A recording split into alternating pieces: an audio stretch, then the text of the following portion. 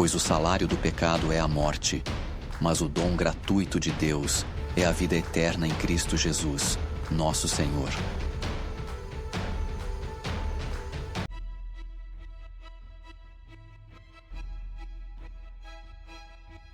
Não somos educados financeiramente e isso se agrava ao longo da vida. Existe uma queda natural do poder aquisitivo quando o assunto é consumo familiar. Os preços subiram, porém, o salário não acompanhou essa alta. Todas as pessoas que possuem cartão de crédito já são consideradas endividadas, pois o hábito de parcelar já as colocou nessa escala. Erro não é ter dívidas, mas tê-las em excesso. Como é possível desfrutar de uma vida financeira estável mesmo em meio à crise e tendo a fé como aliada? Tudo o que você vê, ouve, fala ou pensa, se mal utilizado, pode ser sua derrota. Para ter sucesso, é preciso esquecer os erros do passado e centralizar o seu foco no presente. A visão de Deus é essencial. Ele nos ensina a resolver problemas difíceis de maneira simples. Encare o problema. Esconder o tamanho de suas dívidas da família não o ajudará em nada, tampouco convocá-la para uma reunião de cortes de gastos. O melhor método é priorizar sonhos comuns dos membros da casa, avaliar quanto esses objetivos custam e também planejar a quitação das dívidas. Planejamento. Tenha tudo detalhado. Coloque o valor real de suas dívidas e sonhos em um caderno. Deixe essas anotações em um lugar visível. Muitos não sabem o montante de suas dívidas, pois nunca as colocaram no papel. Diagnóstico. Muitos brasileiros consomem de 30% a 50% a mais do que deveriam. Anote todos os gastos, inclusive os mais simples, como idas à padaria. Somente assim será possível saber em que seu dinheiro é gasto e o que tem sido a sua prioridade. Procure seu credor e tente negociar as pendências de uma forma que possa honrá-las. Orçamento. Aprenda a poupar. Separe as despesas e organize o que sobrar para pagar suas dívidas. Para muitos, pagar as dívidas parece algo distante, mas se você se planejar, será possível pagá-las e ainda fazer planos para realizar seus verdadeiros sonhos. E por último, poupar. Nenhuma dica dará certo se o ato de poupar não for adotado. Pesquise preços, haja pela razão, pense e reflita antes de sair por aí gastando.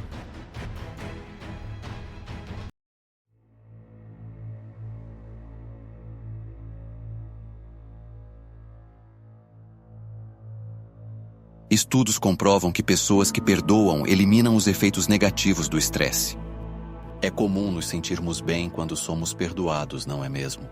Mas saiba que essa atitude traz benefícios não só para a pessoa que recebe o perdão, mas também para quem perdoa. Agora, segundo a ciência, as vantagens podem ser vistas também na saúde. De acordo com um estudo publicado na Revista de Psicologia da Saúde e citado na revista norte-americana Time, pessoas que possuem mais facilidade para perdoar conseguem eliminar os efeitos provocados por uma situação de estresse. O levantamento foi feito em parceria pela Universidade da Califórnia e a Luther College, ambas nos Estados Unidos, com 148 jovens adultos. Durante a avaliação, os pesquisadores concluíram que os problemas físicos e mentais decorrentes da vida estressante desapareciam à medida que as pessoas perdoavam. O ato de perdoar funciona como uma espécie de amortecedor contra o estresse. Se você não tem tendência para perdoar, sente os efeitos brutos do estresse de forma absoluta, disse um dos autores do estudo, Loren Toussaint, professor de psicologia da Luther College. Os benefícios não param por aí.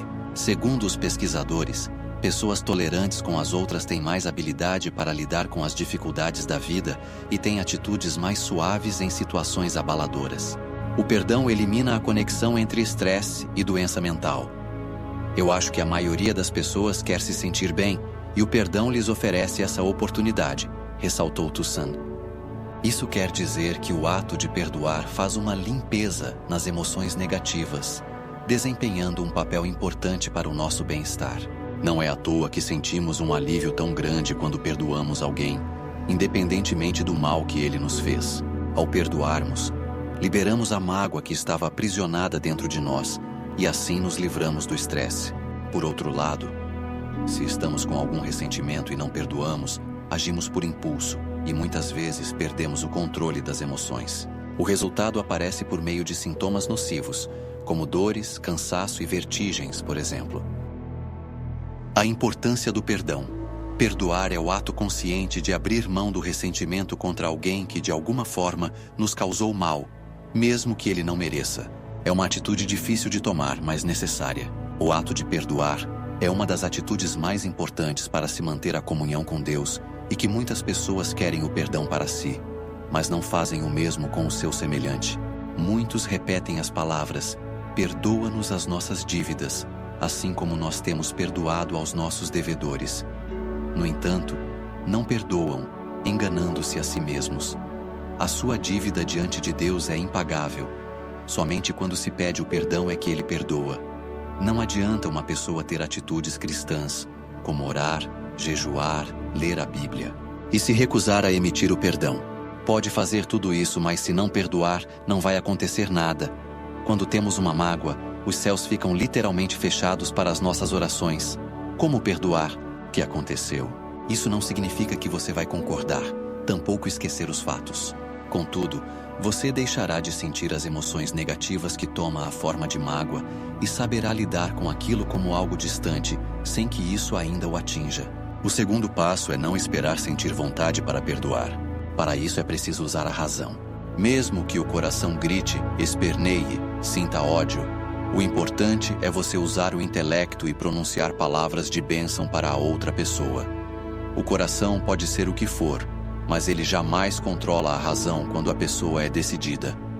Você ora por aquela pessoa e a abençoa. Na sua mente você já está perdoando-a. Você despreza o coração e os sentimentos e fixa a fé nessa obediência à palavra de Deus. Isso quer dizer que é você quem decide perdoar, tomando uma atitude de fé. Mediante esse esforço, o Espírito Santo removerá os sentimentos do seu coração.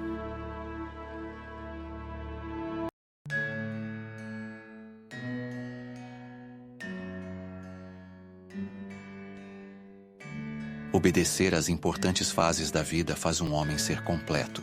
É um dilema. Qual é o limite entre a sensibilidade e a racionalidade? Não falamos aqui daquela sensibilidade que significa decidir só com o coração, o que é burrice. Falamos daquela que é sentir o que está à sua volta, perceber a vida e não ser somente força e virilidade sem controle, sem levar em conta as outras pessoas, o que se dá a elas e se recebe delas. Especialistas e leigos vivem pesquisando o assunto. Mas houve um cara que soube passar o recado sobre isso, embora não totalmente compreendido por muitos. Seu nome era Antoine de Saint-Exupéry, que transformou essa antiga dúvida em livro. O título você conhece muito bem, O Pequeno Príncipe. Ok, alguém aí torceu o nariz e pensou que é um conto para crianças ou mocinhas. Mas a história com desenhos bonitinhos é muito mais que um livro de Miss. Acontece, meu caro, que esse escritor francês também foi aviador militar na época da Segunda Guerra Mundial. Ver as atrocidades que atingiram seu continente e lutar por seu país mexeram muito com ele, que decidiu ser piloto desde a infância, e por isso ele precisava procurar algo melhor dentro de si. Perdão pelos spoilers, mas a obra já tem mais de 70 anos e já deu tempo de ler, não é? O autor conseguiu pôr a si mesmo em dois personagens: o piloto que faz uma aterrissagem forçada num deserto e o menino alienígena com roupa de príncipe que ele encontra naquelas dunas. O garoto é comandado pela emoção e inexperiente, embora bom e responsável. Aprende sobre a vida com quem encontra em sua viagem pelo espaço que veio dar na Terra. O homem, embora queira cuidar daquela criança, volta e meia está mesmo preocupado em sobreviver, consertar o avião e sumir daquele lugar, pois tem suas obrigações. Só que, com o convívio, um aprende a enxergar as nuances da vida do outro. O garotinho passa a ter noções mais sérias e racionais do que o cerca. Entende melhor o que é ser responsável por ele e pelos entes queridos. O piloto tem de volta a percepção da beleza na simplicidade dos dias, aquele esquecido jeito de ver tudo com curiosidade, deixa cair um pouco daquela casca árida e dura que adquiriu. E tudo segue assim até que o sujeito consegue consertar o avião. Mas antes de decolar, cadê o príncipezinho? Sumiu. Decidiu que sua viagem chegou ao fim. O que muitos interpretam como a morte de uma criança até é isso mesmo, só que de forma figurada. Como o Pequeno Príncipe e o piloto eram um só, finalmente aquele cara entendeu que era preciso deixar as inseguranças, manhas e inexperiências de menino para trás. O garoto morria para nascer o homem. Só que nem por isso o adulto precisava perder a sensibilidade de notar a vida à sua volta e nele mesmo. Exupéry fala de equilíbrio. A historinha não está tão longe de você. Quantos caras se entregam totalmente ao trabalho, até com ótima intenção, mas não dão a atenção ideal à esposa, não percebem o desenvolvimento dos filhos, estão cansados para raciocinar sobre a fé, largam a saúde de lado e se afastam da ética e do seu papel social. Por outro lado, quantos vivem eternos contos de fadas e não são responsáveis, são moleques grandes e não homens de verdade. Por essas e outras, aquele livrinho setentão permanece um best-seller. E ele veio de um cara que, embora enfrentasse batalhas aéreas e tenha morrido em ação, parou um pouco durante uma fase da guerra mais sangrenta da história para deixar à posteridade um recado. Seja homem, mas não a ponto de se tornar somente um ser frio e calculista. Deixe muitas coisas de menino para trás, mas conserve com você a tão necessária dose de humanidade, que, afinal de contas, é adquirida na infância. Qual parte dessa mensagem falou mais com você hoje? Perdoar é proteger a alma. Amar é lembrar que o essencial não se vê.